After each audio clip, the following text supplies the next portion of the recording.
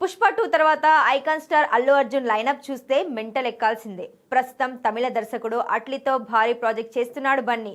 ఇప్పటికే షూటింగ్ జరుపుకుంటున్న ఈ సినిమాను 2027లో రిలీజ్ కి ప్లాన్ చేస్తున్నారు. ఇక ఈ సినిమా తర్వాత బన్నీ ఎవరితో సినిమా చేస్తాడా అని అంతా చర్చించుకుంటున్నారు.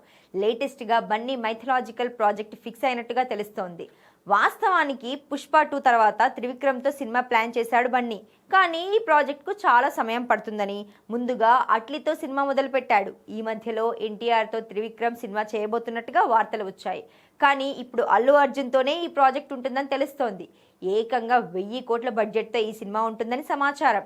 అట్లీ ప్రాజెక్ట్ తర్వాత త్రివిక్రమ్ సినిమానే ఉండే ఛాన్స్ ఉంది. అన్ని కుదిరితే 2027 మార్చిలో ఈ క్రేజీ ప్రాజెక్ట్ సెట్స్ పైకి వెళ్లే అవకాశం ఉంది. ఈలోపు త్రివిక్రమ్ వెంకటేష్ సినిమాను పూర్తి చేయనున్నాడు.